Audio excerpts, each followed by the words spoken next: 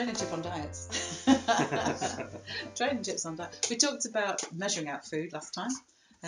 Talking about different diets for dogs. There's quite a vogue at the moment for raw food diets. Yes. And then, of course, there's kibble, and then there's wet food. There's so many varieties of them all. It's really difficult, I think, to... Must be confusing for a lot of people. It's totally as well. confusing. It's totally confusing for us, and we Yeah. know a bit about it. So difficult. The key thing is, as with human food, if you were buying really, really cheap mince, my brother-in-law, when he was a really penniless student, used to go to the market and have all the mince at the end of Saturday that they were trying to get rid of really cheap.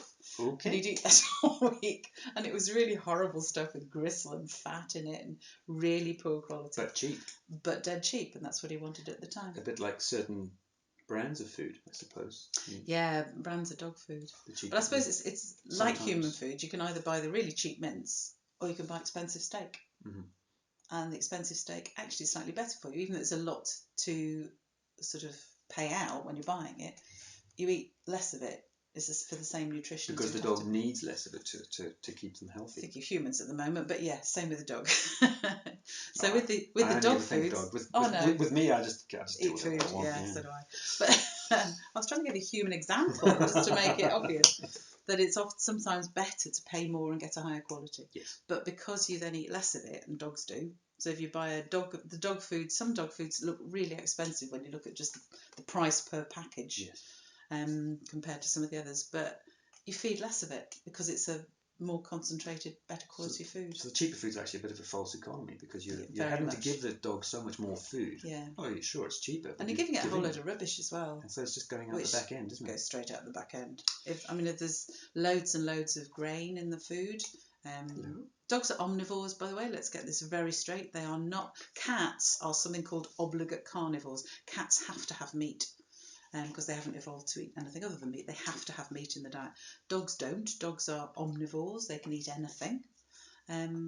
But they tend to prefer meat. There was a study actually that came out just last week. Yeah. I like these studies that come out and give you all this new information.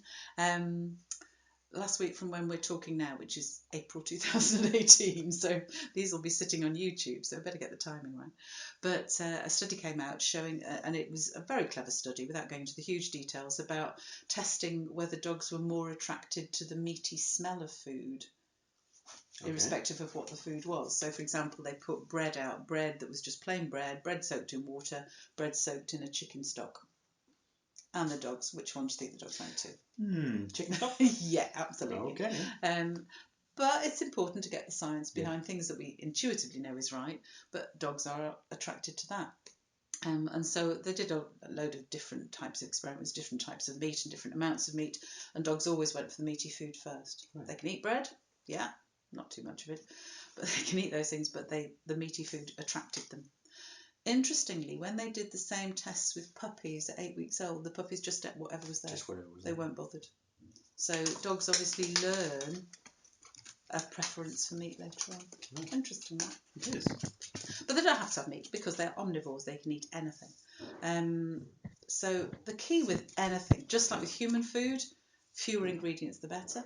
Yes. And you should be able to recognise whatever's written in the ingredients. So zingatonga waka pole.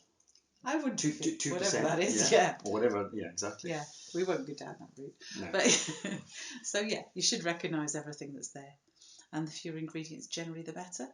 Some people prefer no grain in their food. I personally like that. I don't think Gus does particularly well with grain, so we have a potato-based food, which you feed her as well. Yep. That's about it. So I did give her a different brand of food the other day, just about half a cup's worth. And her back end didn't like it.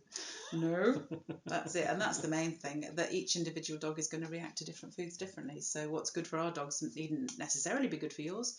The better foods generally are better tolerated by more dogs. Yeah. But there's always going to be dogs that are allergic to something or don't get on with a particular thing.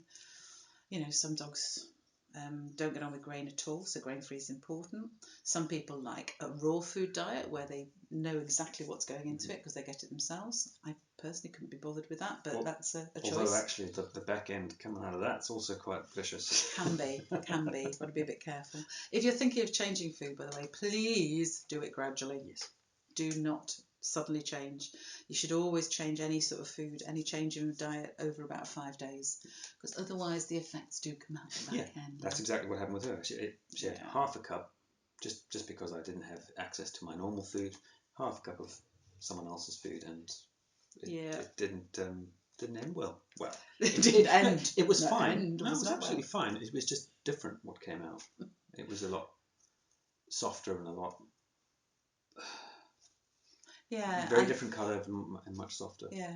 And the cheaper foods tend to do that. You tend to get much bulkier stools with the cheaper foods, because there's more, I won't say rubbish in them, because all dog foods have to meet particular standards, but there's more bulk in them of other stuff, which means that it comes out the back end as more bulky stools. Also, with the cheaper foods, you tend to get more actual food coming out of the back end. So if you've got a dog that has something called coprophagia, which is the problem that dogs have if they eat other dogs' poo or eat their own poo, then that... Okay, don't worry, just a game. Himself is outside. Thank you, Tippy. Did you tell me that there was someone there? Thank you. That's very good for telling us. Thank you for telling me. So so if dogs eat their own poo, then that could be because too much stuff is coming out in the back end. So there's actually quite a lot of food in food. Yeah, as food waste comes out in poo. In the back end. Well, we know it ourselves. If we eat things like sweet corn, comes out. It does come out quite often. It doesn't all get absorbed, and it's the same with some foods we feed dogs. So that's why dogs eat poo, because there's food value in it. Not sure about what food value is in cow poo and horse poo that dogs like to eat. That's must be probably something a little bit different. But there's obviously still food value in it. But that's teach your dog a good leave. Yeah, teach your dog a good leave. Yeah, we don't want them eating that. Ugh. So yeah, if your dog's got decent, nice, firm poos that are easy to pick up, then fine. Don't fiddle with the diet, because it's obviously suiting your dog. If you're struggling, if your dog has lots of loose poos or very bulky, slightly smelly ones, then it might be worth thinking about what food you feed. Absolutely. You're on the good stuff, don't worry, Tippy.